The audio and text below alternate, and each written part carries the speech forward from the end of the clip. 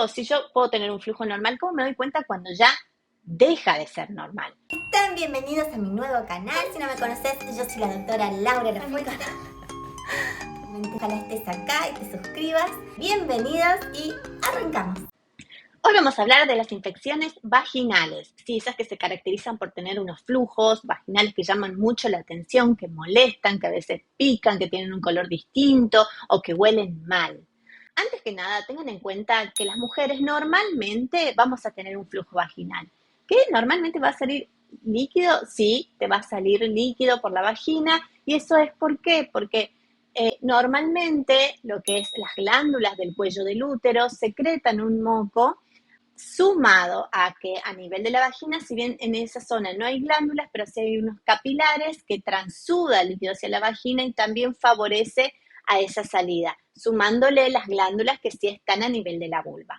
¿Y esto por qué pasa? Y bueno, porque son encargados de mantener la humedad de la vagina, mantener el pH, la flora normal y evitar incluso las infecciones. Pero muchas veces ese flujo se altera, se afecta todo lo que es esa flora y ese pH ácido de la vagina.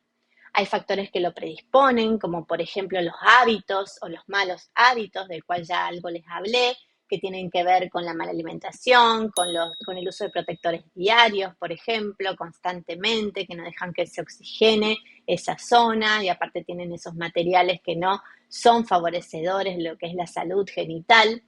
Además, los lavados vaginales, la vagina no necesita que uno la lave adentro, sino que solo tiene un mecanismo de acción que se va limpiando. Así que eso justamente al revés, cuando uno más higiénica es y más dentro se lava, más infecciones vaginales va a tener. Además, las ropas ajustadas, las ropas que son sobre todo de lycra, que favorecen al sudor, por ejemplo, y a la humedad, eso tampoco es bueno. Y además existen otros factores, los antibióticos, la antibioticoterapia hace también de que se altere nuestra flora normal porque los antibióticos matan a las bacterias que obviamente necesitaremos en ese momento porque estamos con otro tipo de infección, entonces el médico te da antibióticos, pero a la vez está también matando las bacterias buenas de la vagina. Entonces eso hace que proliferen de más los gérmenes. Entonces, eso es otro punto a tener en cuenta. Además, por ejemplo, otros factores predisponentes son enfermedades ya que uno puede tener, como por ejemplo diabetes, que no esté bien controlada. Y además tenemos los que son los lubricantes, por ejemplo, en el uso de las relaciones, hay lubricantes que las mujeres le generan un trastorno a nivel del pH vaginal, como también, por ejemplo, el semen. Entonces, hay que tenerlo en cuenta. Bien, ¿cómo me doy cuenta de que mi flujo, si yo puedo tener un flujo normal, cómo me doy cuenta cuando ya deja de ser normal? Bueno, en ese caso se van a dar cuenta porque uno ya se conoce cómo es su flujo diariamente a lo largo del ciclo, porque en realidad en el ciclo también va a ir cambiando el flujo normal. No es lo mismo si uno está por menstruar que cuando está ovulando, que eso ya podemos hablar después de los distintos tipos de flujo normales durante el ciclo, cómo van variando. Pero uno se da cuenta ¿por qué? Porque empieza con un flujo que les llama la atención, porque cambia de color generalmente. Puede tornarse más blanco, espeso, grumoso, o bien puede tornarse más grisáceo o más verdoso.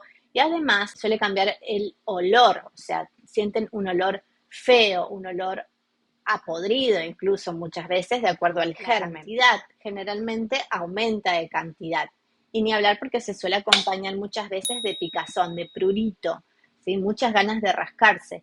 Y a veces incluso también de ardor. Ardor que puede acentuarse cuando uno va a orinar o bien después de las relaciones sexuales o durante las relaciones sexuales. Entonces, ¿cómo se dan cuenta de que tienen que consultar? Porque su flujo va a cambiar de color, que les va a llamar la atención, aparte puede cambiar en cantidad, va a cambiar el olor, va a tener mal olor, les va a llamar la atención eso, y además se va a acompañar generalmente de picazón y de ardor. Tengan en cuenta que la mayoría de las infecciones vaginales no son de transmisión sexual, es decir, son de tipo endógenas, suelen ser por hongos o por bacterias, o bien sí, ya también existen, por supuesto, las de transmisión sexual. Cuando tienen este tipo de flujo, tienen que consultar a su ginecólogo. Primero y principal les va a hacer un montón de preguntas. Entonces, ¿para qué? Para más o menos nosotros orientarnos de qué germen se estaría tratando el tema.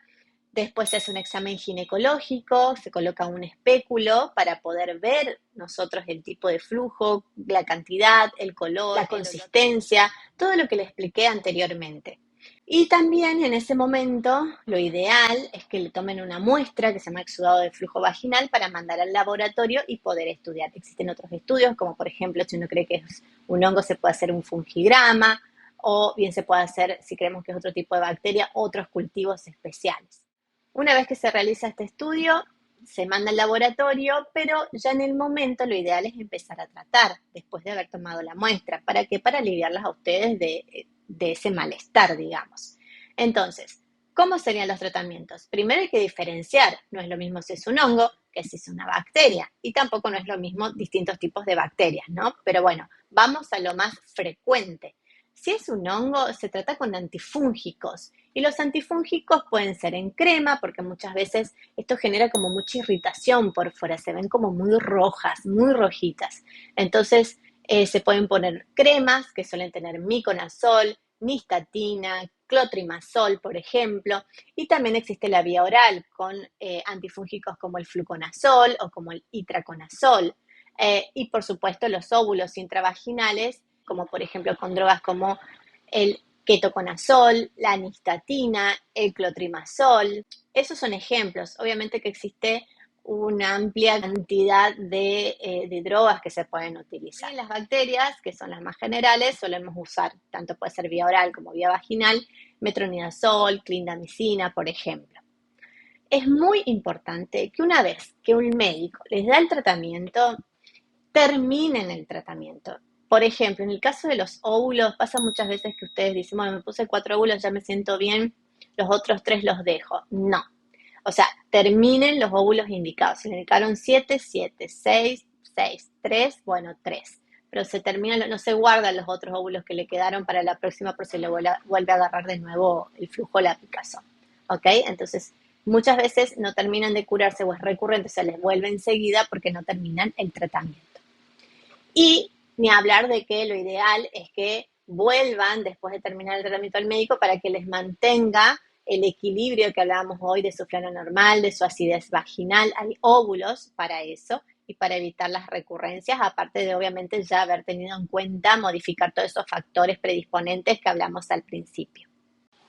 Bueno, y si te escribí este video, no olvides darle me gusta, suscribirte, que hagas comentario, todo lo que vos ya sabes. Voy a subir videos todas las semanas, así que, bueno, nos vemos pronto.